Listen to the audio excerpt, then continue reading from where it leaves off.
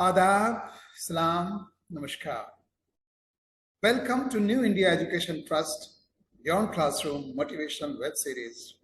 दोस्तों, आपको मालूम है कि हम नई सीरीज शुरू करने जा रहे हैं इस वेब सीरीज में, और उस सीरीज का नाम है माई एक्सपेरिमेंट विद टीचिंग।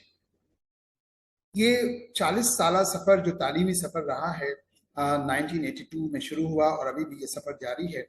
इस सफ़र के कुछ तजुर्बात हम आपके साथ शेयर करेंगे इस सीरीज में। दोस्तों, आपसे वादा किया था कि बहुत जल्दी पहला एपिसोड आपके सामने होगा। आज वही पहला एपिसोड लेकर मैं आपके सामने हाजिर हूँ। इस एपिसोड में मैं आपको ये बताऊंगा कि टीचिंग फील्ड में मैं क्यों कर आया और क्यों कर मैंने इस फील्ड में कदम रखा। बहरहाल ये अपने आप में एक कहानी है, एक किस्सा है, और जाहिर सी बात है कि मैं चाहूँगा कि मैं आप सबके साथ इस किस्से को शेयर करूँ। बहरहाल दोस्तों, बात कुछ ऐसी है कि मेरे वालिद, मेरे फादर दिल्ली म्यूनिसिपल कॉरपोरेशन में हेड मास्टर थे, और मैं अलीगढ़ में पढ़ रहा था। ग्रेजुएशन किया, और ग्रेजुएशन करने के बाद मैं अगर आपको सही बताऊं तो मैं टीचिंग फील्ड में बिल्कुल नहीं जाना चाहता था। मेरी अपनी ये सोच थी कि मैं आर्म फोर्सेस में जाने का मेरा अपना इरादा था। मैं उसकी तैयारी भी कर रहा था। कंबाइंड डिफेंस सर्विसेज की मैंने तैयारी भी की थी, और एक बार मैं उसका एग्जाम दे भी चुका था, कंबाइंड डिफेंस सर्विसेज का। हालांकि मेरा मैथमेटिक्स कमजोर था, लेकिन दूसरी बार की तैयारी चल रही थी। चूंकि पहली बार में मुझे बहुत अच्छा तजुर्बा हुआ था, और मेरे 2 पेपर्स में जनरल इंग्लिश और जनरल नॉलेज में बहुत अच्छे मार्क्स थे, तो मैं उसकी तैयारी कर रहा था। बहरहाल मगर टीचिंग लाइन में मेरा आने का बिल्कुल कोई इरादा नहीं था। बहरहाल ग्रेजुएशन हुआ, और जब ग्रेजुएशन हुआ तो उस वक्त ये 1980-81 की बात है, जिस एकेडमिक ईयर में मेरा ग्रेजुएशन हुआ। मेरे वालिद मोहतरम, मेरे फादर जो थे वो रिटायरमेंट के बहुत करीब थे। 1982 में सितंबर 1982 में उनका रिटायरमेंट था। जाहिर है हर वालिद का ये रह, मैं घर में फैमिली में सबसे छोटा हूँ। We were 9 siblings, we were 3 brothers and 6 sisters. तो सबसे छोटा, और मेरे बड़े भाई जॉब में थे, लेकिन जो सेकंड वाले ब्रदर थे मेरे, वो रिसर्च स्कॉलर थे, पीएचडी कर रहे थे। हालांकि उनको स्कॉलरशिप मिलता था, मुझसे 9 साल बड़े थे, लेकिन उनको अभी तक वो जॉब में नहीं थे। जब मैंने ग्रेजुएशन किया तो मेरे वालिद ने मुझसे कहा कि बेटा आप बीएड कर लें। बीएड एक प्रोफेशनल कोर्स है, और उम्मीद ये की जाती है कि जो बीएड कर लेते हैं उनको जल्दी से जल्दी जो है जॉब मिल जाता है।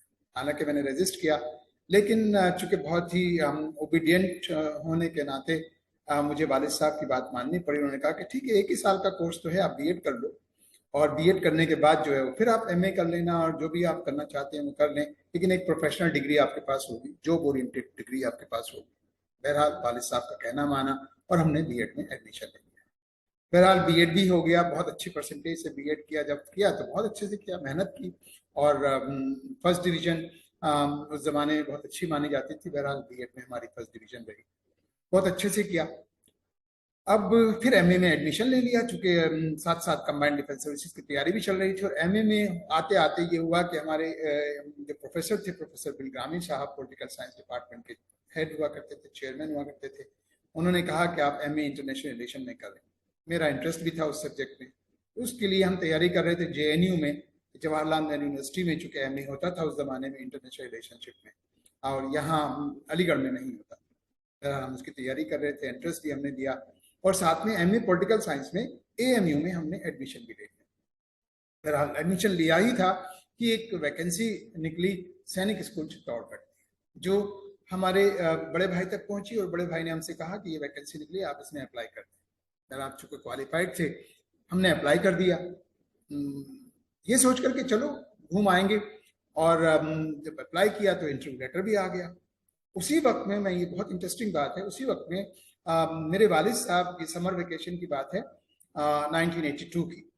मेरे वालिद साहब को एलटीसी मिलना था, वो पूरे ऑल इंडिया भ्रमण पे जाने वाले थे। तो मैंने भी उनसे कहा कि आप, मैं चूंकि डिपेंडेंट था तो वो मेरे लिए भी ले सकते थे, अपने लिए, मेरी वालदा के लिए और मेरे लिए। वालिद साहब को पता चला कि मेरा इंटरव्यू लेटर आया हुआ है। तो बहरहाल वालिद साहब ने कहा कि ये लो 500 रुपया, और ये तुम्हारा एलटीसी है, और तुम चित्तौड़गढ़ घुमाओ, यही तुम्हारा एलटीसी है।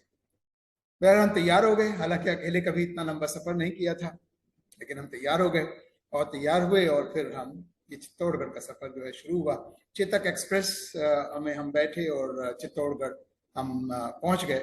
मुझे एग्जैक्ट डेट तो याद नहीं है कि किस डेट को वो इंटरव्यू था, but it was somewhere in the month of June के एंड में कहीं ये इंटरव्यू, जून में कहीं मिड जून के आसपास ये इंटरव्यू था। बहरहाल हम चित्तौड़गढ़ पहुंचे, वहाँ सैनिक स्कूल पहुंचे और बहुत अच्छा लगा हमें सैनिक स्कूल देख करके। वहाँ पर जो है काफ़ी कैंडिडेट्स थे, उसमें हमारा रिटन टेस्ट हुआ। पहले रिटन टेस्ट होने के बाद फिर डेमोन्स्ट्रेशन लेसन हुआ और डेमोन्स्ट्रेशन लेसन के बाद फिर इंटरव्यू। बहरहाल उन लोगों ने शॉर्ट लिस्ट किए कैंडिडेट्स, 2 लोगों को शॉर्ट लिस्ट किया गया। उसमें हमारा इंटरव्यू हुआ और इंटरव्यू में बहुत अच्छा किया। बहरहाल मैं यंगेस्ट था, I was just 21 years old. बहरहाल इंटरव्यू हुआ, उसके बाद हमारी मुलाकात वहाँ पर मेजर रणधीर सिंह जो उस वक्त वहाँ हेडमास्टर हुआ करते थे सैनिक स्कूल में, उनके साथ हमारी मुलाकात हुई और चलते हुए हमने उनसे सिर्फ ये कहा कि सर हमारा सिलेक्शन हो या ना हो लेकिन हमें इन्फॉर्म जरूर कर दीजिएगा। आई डोंट नो, ये शायद बचकाना बात थी, भाई सिलेक्शन नहीं होगा तो कौन इन्फॉर्म करेगा, लेकिन बहरहाल हम यंग थे, उस टाइम के हॉस्टल से आए थे, तो हमने कहा कि सर हमें जरूर इत्तला कीजिएगा। मेजर साहब ने भी हमसे वादा कर लिया और ये कहा, हाँ पुत्र don't worry we will inform you. बहरहाल ये हुआ और ये होने के बाद जो है हम वहाँ से वापस अलीगढ़ आ गए, हॉस्टल पहुँचे। एमए में एडमिशन हम ले चुके थे, जेएनयू में हमने एंट्रेंस एग्जाम दिया हुआ था एमए इंटरनेशनल रिलेशनशिप का। बहरहाल आज यहीं तक, अगला किस्सा फिर आपके साथ अगले एपिसोड में शेयर करूंगा, जरूर इंतजार करें।